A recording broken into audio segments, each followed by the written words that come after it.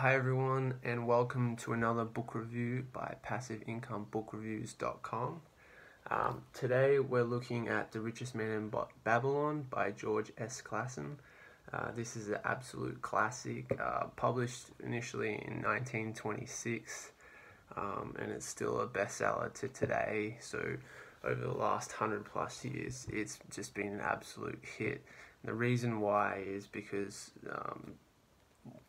what it kind of transcribes to the reader is very important, and the lessons that you learn from this book are incredible and really are worthwhile for something like a 144 page book. There's no reason to not read this. So overall, the book's on financial self-help. Initially, George S. Clason wrote these pamphlets and short stories on how to be financially savvy, how to save money, how to increase your income, how to reduce your expenses, that kind of stuff. And the banks and like the governments really liked it, so the banks used those stories and put them into like a pamphlets to hand out to people on the streets, and yeah, it was a ploy to try and get more money into the banks, and it worked, and they're good stories.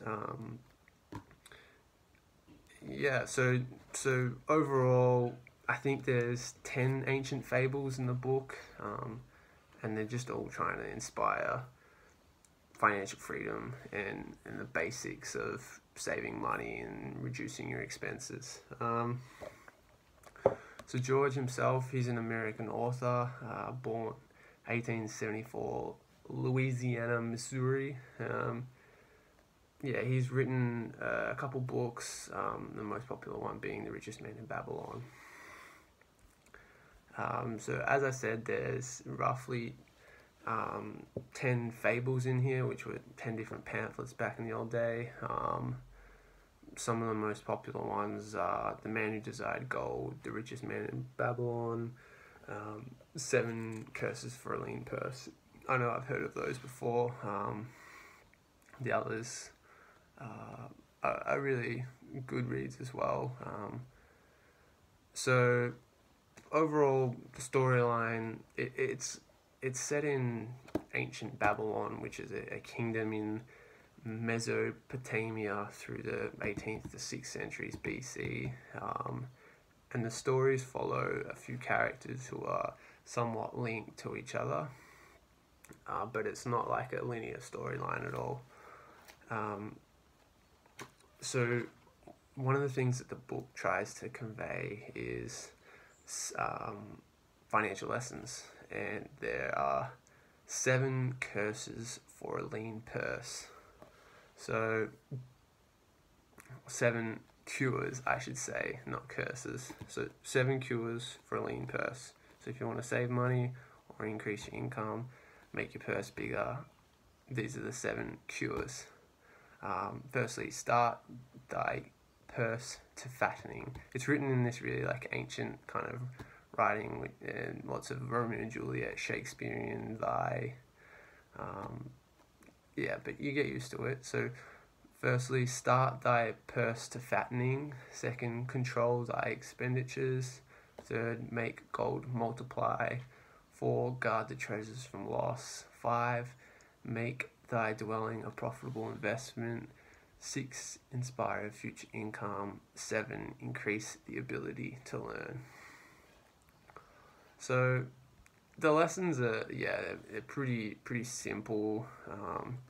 Like start thy purse to fattening and control thy expenditures. Like they're very simple.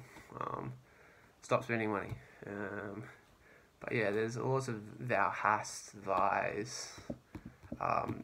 It can throw some readers off, but the book is 194 pages, and again, it's a really small book.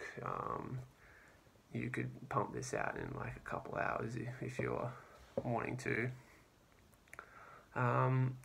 So what is a few of the key takeaways that I got from this book. One of the main ones within The Richest Man in Babylon, the storyline behind that is there's a really rich man in the town, and he had a job that was required, and he got someone to do it. That person worked all night and really hard to get the job done, and as payment he was told how the rich man made his money, and so what he told him at the end of it effectively was, I found the road to wealth when I decided that a part of all I earned was mine to keep, and so will you. So what they're saying there is the money that you earn is yours. It's not to go and pay your rent, your phone bill, your electricity. Like, the money you earn, you have to keep. And if you spend it all, you're never gonna increase or fatten thy purse. So they go on, they touch on this a few more times, and they say you have to pay yourself first. So when you receive your money in from your salary, it means take 10% is the figure that they use. Take 10% away and keep that, and you can go and invest that, or put it into a bank account or something like that. Keep it separate, and then with the other remaining portion, you can use that to dictate your living and your rent payments and all of that. So you continually, each paycheck, you take 10%, you put it somewhere safe, you'll never spend it. Eventually that 10% just keeps growing and growing and growing. And the example they use in the book is with ancient gold coins. But yeah, so pay yourself first is what they're trying to say, and that's very important. There's a lot of people in today's society who live paycheck to paycheck, and they don't pay themselves first. As soon as they get their paycheck, they blow it all. They owe money, and then when they get the paycheck, they withdraw it all and pay it all out, and they're left in a position where they haven't paid themselves first. The next most important lesson I got from this was choose your investments wisely. So don't just go around throwing away all of your money and being misinformed and trusting people who are untrustworthy because you're going to lose your money. In the book, yeah, it's okay to lose money, but you have to learn a lesson from it, and the lesson has to be more important than the money that you lost. So in the book, this gentleman, the same one who I was talking about before, keeps saving his 10% of gold coins, keeps them in his purse.